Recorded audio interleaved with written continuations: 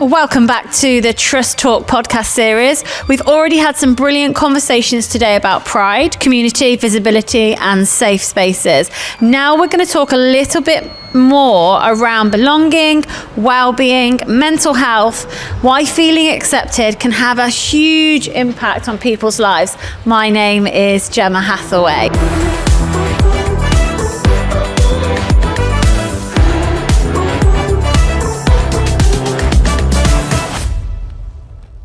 So, we've been talking today about Pride Month and why it still matters. One thing that keeps coming through is that Pride isn't just about one weekend, it's not just about 1 month, it's also about people feeling seen, supported and able to be themselves all year round. So, Dee, from your perspective, why is that sense of belonging so important for our mental health? And it would be great, Dee, if you wanted to introduce yourself to us as well. So my name's Dee and I'm a director within Unity in Coventry, which is a CIT supporting the LGBT community and the wider community here in Coventry. Brilliant. So Dee, if you'd like to maybe just talk a little bit around why belonging is a really important part of someone's mental health and their well-being, and having a successful and I guess thriving mental health when it comes to that area for them. Yeah. So it comes back to us feeling valued. I think we develop our identity through feeling valued, and it helps with confidence and self-esteem. I think it also enables us to interact in a much more confident way. It reduces isolation. I think when we don't feel we belong, we tend to isolate and lock ourselves away. Remove ourselves. Yeah. And that, triggers our anxiety. It causes us to question ourselves. And we really struggle then in social environments because we doubt the very nature of who we are. And I think leaning into your expertise with reference to working within mental health, you'll understand more than most how people can be carrying that others might not always see, and carrying and harbouring and taking with them that anxiety and that worry about who they are, their identity, their thoughts, their feelings. So what are some of the mental health challenges that the LGBT community can experience, particularly if they're not always feeling like they have that acceptance? So both physical and mentally, I think, when we're working out who we are and whether we're accepted, I think, young people tend to mask really well, and that's exhausting for themselves. And that causes them to probably isolate themselves, and then we get into a whole cycle of overthinking and doubting, and that triggers our anxiety. It affects all areas, our sleep, sort of whether we are eating well, looking after ourselves. It just becomes a real spiral. I think within, when we look at anxiety, it's connected to so much of who we are, especially when we don't have the confidence to know who we are. And that whole idea of being accepted and the impacts when you're not accepted for being who you are, and the exhaustion around having to not be who you are to people that you feel that you should have the most in terms of that knowledge and understanding and that view of acceptance. And I guess for us at Inspire Education Trust, who work with thousands of young people that we get to serve every day, they might not always have the words to explain how they're feeling, or they might not have the key adults, or they might not feel that it's a school issue to talk about how they're feeling.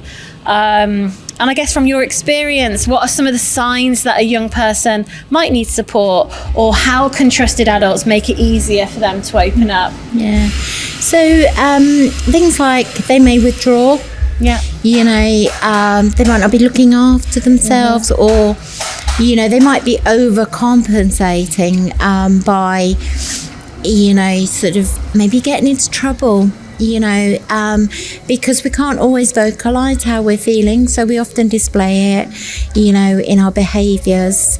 You know, they might be, you know, dropping out of social gatherings or groups, or not attending school. And these are all sort of things that, you know, sort of we all have a responsibility to be keeping watch for.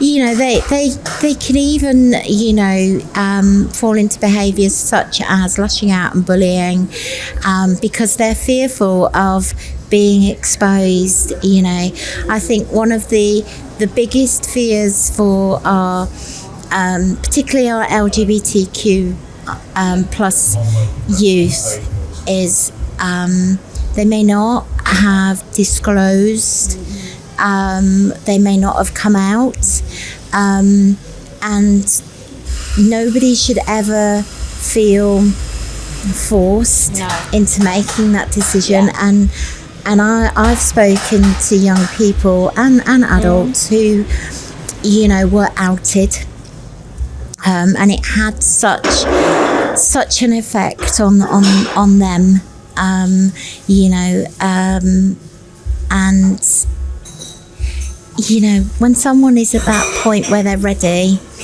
it needs to be celebrated, not a thing of fear.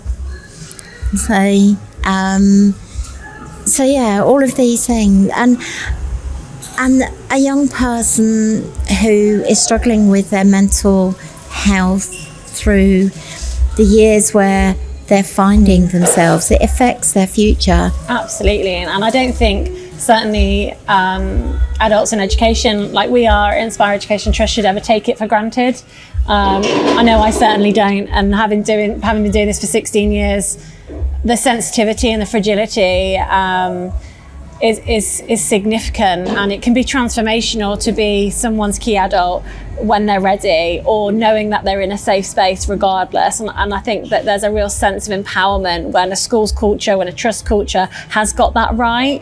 And it is really difficult. I mean, one of the wonderful examples that I've heard from our guest today, Dee, is about Tea with Dee. Do you want to talk us a little bit around Tea with Dee? I love Tea with Dee. Tea with Dee. Tea with Dee is a safe space. It's a non-agendered space. You can chill out over a cuppa and talk about whatever you want. I don't set that agenda. You know, it's very much led by my guests. You know, and we're even on the real sofas. We're on the Tea with Dee sofa. Yeah. We are borrowing the sofas. Yeah. and it's just a really calm, relaxed space. I mean, the world is, you know, moving at 1,000 miles an hour. And we don't give ourselves the permission, at whatever age we are, we don't give ourselves permission just to stop and breathe.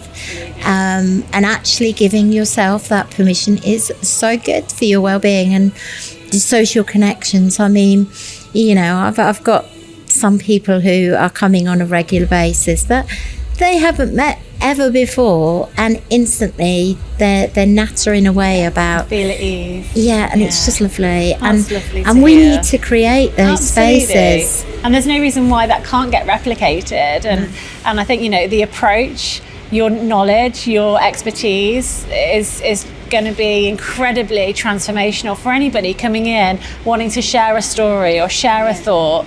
I think, you know, Tea with Dee is obviously something that is really, really highly valued. And I know, as I said, that we've had Richard talk about the importance of this space of Tea with Dee in giving young people or anybody just some freedom to just share. And sharing is really important. And I guess if we had young people listening who might be struggling themselves, or maybe they don't really feel fully accepted, what would you say to that person, Dee? What words of wisdom would you impart on anyone that might be listening to this who's not too sure about where they are in their own identity or in their own journey? First of all, they matter. They are of huge value. And your journey is your journey and your story is yours, and you're allowed to own that journey and to take it at your pace. I think, identifying that person that is trusted, be careful who you share with and what you share. Yeah. Be really sure that that person that you're sharing with is trusted, because there's nothing more devastating, and I suppose there's two bits to this really.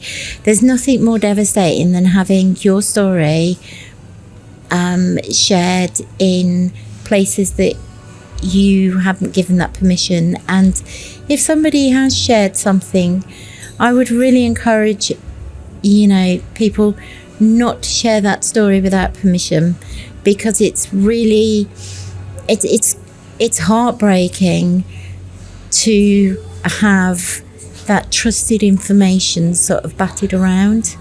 It's not funny and it's not clever, and potentially you're going to affect the person's that's shared with you, their confidence, their value, how they view themselves and how they view the world. And I think that's really important, isn't it, Dee? And as I said, there's some real wisdom in your words, and I think there's a real gentleness in your approach as well around something that is really sacred and has a sanctity towards it, and being mindful about what you are sharing with somebody, because that is something to be cherished, because it's about you and it is you. And I think that's really, really important advice. It is, and I think it's a real honour and a privilege and a precious gift when somebody shares with you, and I would encourage people not to throw that gift away. I would agree with you. So Dee, we're asking all of our guests today one last question, and it's about looking ahead. So where do we see ourselves? What does the future look like in terms of what could we get better at, our 1% gains? And what we're looking at is, what would you love to see happen in Coventry over the next 5 years in terms of inclusion, well-being, mental health, and that role of community? So if you had a magic wand and we were fast forwarding 3 years, what would Coventry look like in your eyes if we were working in those areas of mental health and well-being and community? I think it would be a place where there wasn't stigma, there wasn't all of this online chatter that is so harmful and so damaging. It doesn't cost to be kind, and I think we have to get better at thinking about others rather than our own agendas. Wow, I think those are powerful words, and hope for a future. Let's hope we see more of that. So that's all we have time for today on this episode of Trust Talk. And Dee, thank you so much for joining us. Thank you for talking so openly about why belonging and wellbeing matters. Have you got anything coming up through any of the charities or any of the organisations that you want people to know about, or would you like them to signpost them to maybe Tea with Dee? Yeah, Tea with Dee is held here in the yard on a Thursday afternoon, usually the first Thursday of the month, but occasionally that does have to change. We are launching this week our hate crime reporting sessions. They're on a Wednesday upstairs in the yard from 4 p.m. And then there's going to be other exciting stuff coming up. We're really busy. Keep an eye on doing socials. All the good work.